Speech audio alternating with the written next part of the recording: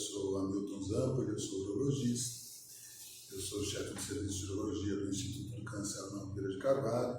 Gostaria de começar falando com vocês a respeito do que é o mês de Novembro Azul e por que ele foi considerado um mês de prevenção ao câncer de próstata. Então, há muitos anos atrás, na Austrália, começou um movimento de homens tentando conscientizar a população masculina de várias doenças que acometem fundamentalmente os homens e, sobretudo, o câncer de próstata, né? Durante o mês de novembro se comemora o Dia Internacional do Câncer de Próstata, se é que a gente pode dizer que é uma comemoração, mas é uma data que realmente a gente usa para conscientizar as pessoas do que é o câncer de próstata. O câncer de próstata é uma doença que hoje acomete 1 a cada 6 homens, ou seja, tem o que nós chamamos de prevalência muito alta. No Brasil é a segunda causa de morte por câncer em homens, só perde para pulmão e está quase ultrapassando o pulmão também. Então é uma doença importante, é uma doença que vai acometer uma quantidade muito grande de homens, a gente espera fazer pelo menos 80 mil casos novos em diagnóstico por ano no Brasil. Isso tem uma representação muito importante em termos de saúde pública e também a saúde que a gente considera privada, entre o médico e o paciente, independente de políticas públicas. Então, o mês de novembro foi escolhido por causa desse movimento que começou na Austrália. Naquele momento, os homens deixavam crescer o bigode e juntavam o nome em inglês de bigode, mustache, com o mês de novembro, o movimento chamava-se Movember, que vinha então uma mistura do mustache com novembro. Isso então depois se expandiu ao largo do mundo, como novembro, e aqui nós temos o Novembro Azul. Então é importante a gente usar esse mês para conscientizar as pessoas, sobretudo os homens, mas as mulheres também, porque a gente sabe que na verdade as mulheres é que acabam conduzindo os homens a procurarem um médico, que no caso é o urologista, a procurá-lo para ver se está tudo bem com a sua saúde. Não apenas da próstata, mas a saúde masculina de uma forma mais ampla. Então essa é a ideia, esse é o conceito de Novembro Azul, por isso que nós estamos hoje aqui falando com vocês, para que a gente entenda a gravidade e como que a gente pode enfrentar essa situação de câncer de próstata quando ela eventualmente aparecer. Eu sei que nós temos algumas perguntas, né, sobre mitos e fatos a respeito de câncer de próstata e a gente vai tentar colocar isso de uma forma mais objetiva, mais clara possível para a gente entender o que é importante de fato em relação ao câncer de próstata.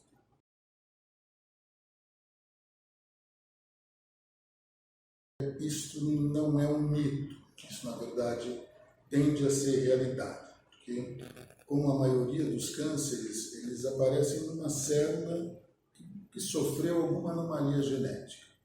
Essas anomalias, elas acontecem desde o primeiro instante que as suas células começam a se dividir.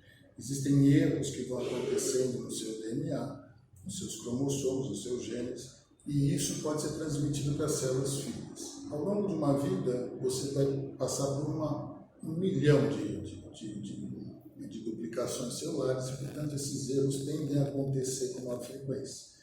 Então, não só o câncer de próstata, mas a maioria dos cânceres são doenças que aparecem, em geral, no idoso.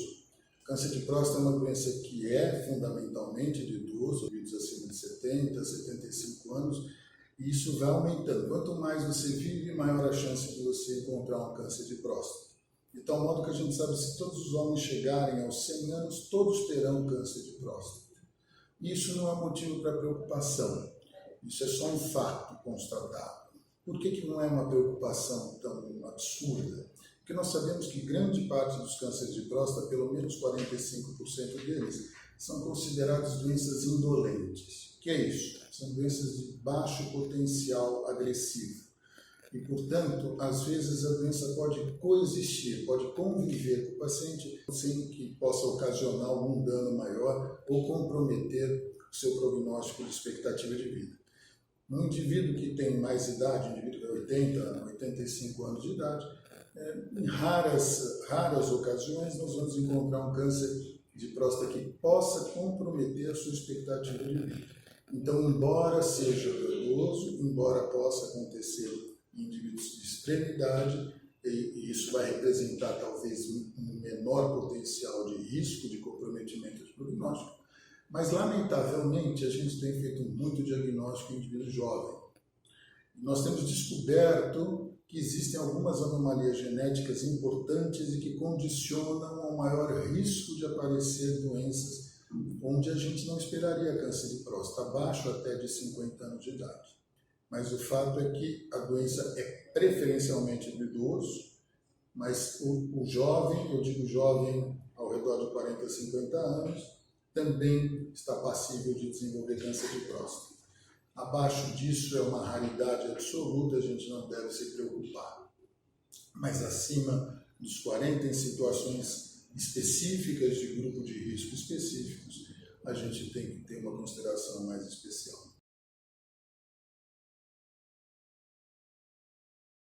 Não, isso é um mito. O PSA não é um marcador de câncer de próstata, ou seja, a presença do PSA elevado ela não está definindo que existe câncer. O PSA elevado ele está associado a diferentes doenças benignas ou câncer. Ele é um monitor de próstata, de doenças prostáticas, não de câncer.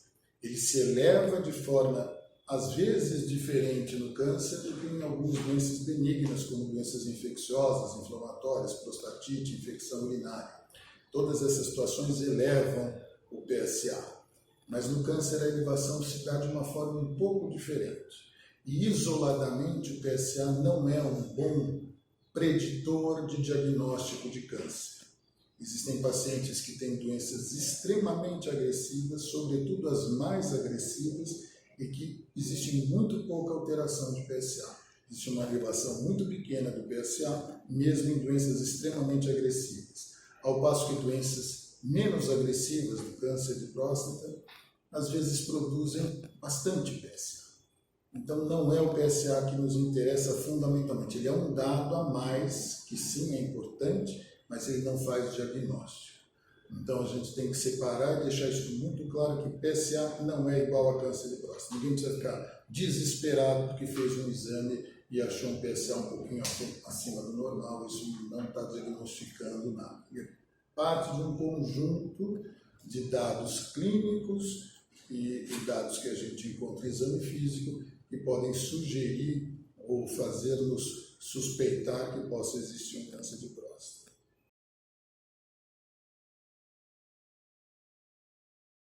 É um mito parcial. Nós sabemos, como eu disse anteriormente, que a maioria dos homens, 20% dos homens, terá câncer de próstata um dia. E como é uma doença fundamentalmente que acomete os idosos, é muito comum você encontrar famílias, olha, meu pai teve câncer de próstata com 80 anos de idade, e isso possivelmente não representa um grande risco para você. A gente acreditava nisso de uma forma um pouco mais forte alguns anos atrás, mas novas evidências científicas mostraram que o paciente que nos preocupa com relação familiar é aquele que tem um câncer mais precoce do que esperado. Então, um indivíduo que desenvolve um câncer de próstata abaixo de 55, 60 anos ou ainda menos que 50 anos, esse sujeito nos preocupa. Esse sujeito pode ter alguma alteração genética que esteja relacionado com casos familiares. Então, se chega um doente aqui com 55 anos de idade, ele teve um pai com câncer de próstata, ele teve uma mãe com câncer de mama, ele tem um avô que teve um câncer de intestino. Então, esse paciente, mesmo antes de a gente fazer o diagnóstico, só na suspeita, a gente já sabe que ele é um alto risco para desenvolver câncer de próstata. É importante que a gente saliente que não é só o antecedente familiar de câncer de próstata que está associado ao câncer de próstata. Antecedente familiar de câncer de próstata, de mama, de intestino, de pâncreas e de melanoma, que é um tumor de pele, todas essas doenças podem estar associadas a uma mutação genética de um gene chamado BRCA, e esse gene condiciona o aparecimento de câncer de próstata em idades mais precoces e com um tipo de desenvolvimento de tumor pior, mais agressivo. Então, toda vez que nós estamos diante de um indivíduo que tem esse grupo de risco, a a gente deve ter um cuidado redobrado no segmento, no monitoramento desses doentes. Então, a resposta de forma objetiva é o seguinte: se você tem um pai, um avô que teve câncer de próstata aos 85 anos, isso possivelmente não está mudando o risco de você desenvolver o câncer de próstata. Mas se seu pai, seu irmão, seu tio tiveram câncer de próstata ou mama na família, abaixo de 60 a 55 anos de idade, então você está no grupo de risco. Então, você é um indivíduo que a gente tem que começar a buscar informações a seu respeito mais precoce que os demais.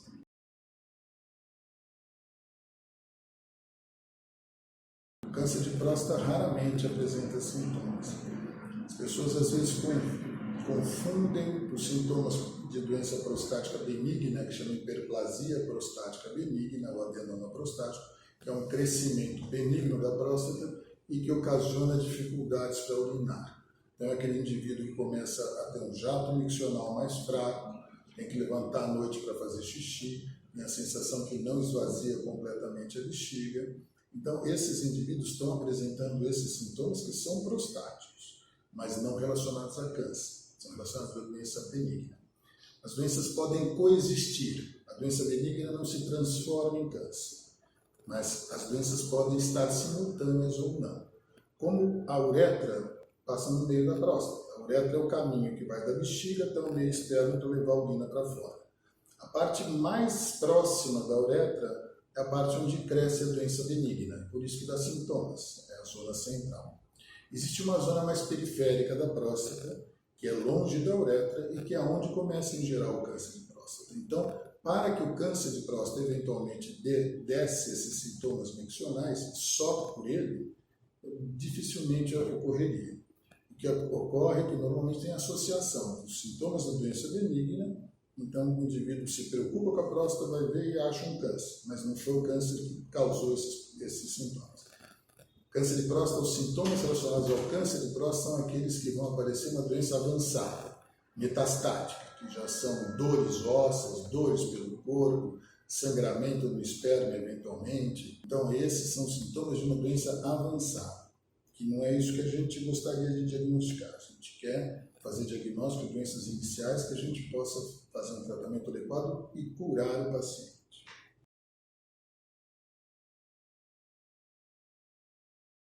Isso é um fato. Um indivíduo negro, assim como aquele indivíduo que eu mencionei anteriormente, que tem um antecedente de próstata, mama, intestino, pâncreas e melanoma na família, com parentes de primeiro grau, e sobretudo aqueles que tiveram doença precoce, esses são um grupo de risco maior e a gente deve observá-los a partir de uma idade mais precoce. Então, se eu vou, de forma de política de saúde, começar a fazer uma prevenção de câncer de próstata para os homens em geral a partir de 50 anos, para esse grupo específico, esses indivíduos devem começar a fazer o seu rastreamento para câncer de próstata mais precocemente. Idealmente, uma consulta ao redor dos 40 anos, então, sim, é verdade, é um indivíduo que tem um risco genético aumentado para desenvolver câncer de próstata.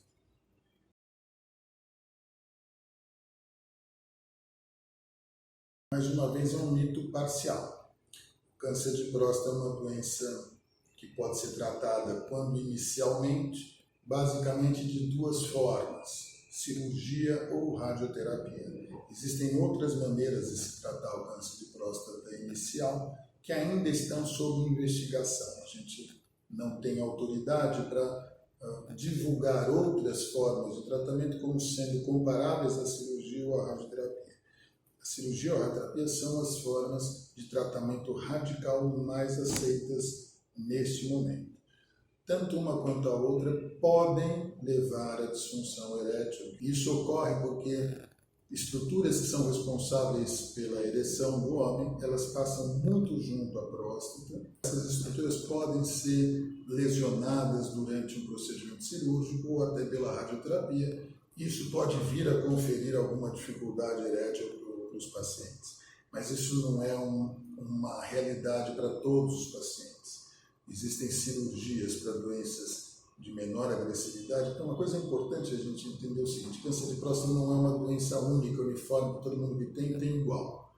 Existem doenças de baixo risco, ou seja, são doenças que vão possivelmente ser submetidas a um tratamento, vão resolver completamente, o paciente vai ficar curado. Doenças de risco intermediário e de alto risco. São doenças completamente diferentes em termos de comportamento, em termos de proposta de tratamento e em termos de prognóstico. E todas elas são agrupadas sob o nome de câncer de próstata. 45% dos pacientes têm doenças de baixo risco e muitos deles talvez não precisem nem fazer um tratamento ativo, como é cirurgia ou como é radioterapia. Muitos desses pacientes podem ser monitorados, podem ser vigiados ao longo do tempo e grande parte desses pacientes jamais vai precisar fazer um tratamento mais radical e jamais vai ter algum problema sério com a doença que possa comprometer sua expectativa de vida. Ao passo que as doenças de alto risco, essas têm que ser tratadas com muita objetividade, de forma bastante agressiva, porque elas são agressivas. E se nós não formos tão agressivos quanto a doença, a gente vai perder essa batalha para a doença. Então, ao passo que se eu tenho uma doença de menor agressividade, eu posso preservar melhor essas estruturas que são responsáveis pela ereção. Numa doença de alto risco, a doença é muito importante. Então, o objetivo de tratar câncer de próstata é baseado num tripé. Em primeiro lugar, eu preciso curar o câncer. Em segundo lugar, se possível, deixar o paciente continente, ou seja, que ele não perca xixi. Em terceiro lugar, se possível, deixá-lo potente. Mas a segunda e a terceira pérola desse tripé são se possível, porque o nosso objetivo é curar câncer.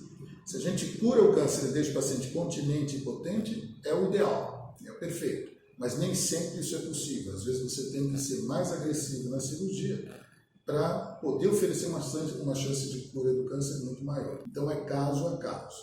Não dá para generalizar e falar, olha, eu tenho câncer de próstata, vou operar, vou ficar impotente. Isso não é verdade, né? Embora exista a possibilidade de ocorrer, isso é muito variável de paciente para paciente.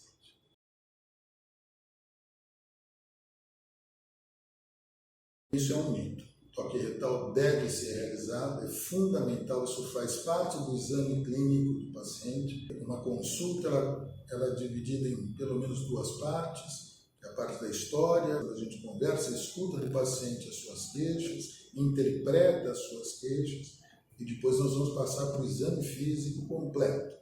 O exame físico completo urológico inclui o toque retal, deve ser sempre realizado. E por quê? Porque quando você faz uma dosagem de PSA, você tem pelo menos 25% dos pacientes que têm câncer de próstata têm um PSA normal. Da mesma forma, quando você faz um toque de próstata e esse toque não é suspeito para câncer, você tem a possibilidade de ter câncer em 20% dos pacientes. Ou seja, o toque erra menos do que o PSA. Mas quando você junta os dois, eu tenho um toque que não é suspeito para câncer de próstata e eu tenho um PSA dentro da faixa de normalidade, a chance estatística de existir câncer é muito próxima de zero. Então a gente não tem que se preocupar. Mas só um dos exames vai deixar um espaço para dúvida. Então não é possível que a gente abra mão de algum dos exames, e sobretudo do toque. Então é muito importante a gente entender. É um exame que, quando bem feito, esse é um exame que deve ser realizado sempre por urologista. É um exame que dura 5 segundos, é indolor, não é desconfortável, não é nenhum desespero. Todos os pacientes, depois do exame, falam, poxa, doutor, é só isso? Então, é um exame indolor, rápido e que dá informações valiosas sobre o tamanho da próstata, a consistência da próstata, a mobilidade da próstata, os sulcos anatômicos da próstata e a presença ou não de lesões que possam ser suspeitas para câncer de próstata. Portanto, não há nenhum exame hoje que substitua o toque retal, ele deve ser realizado.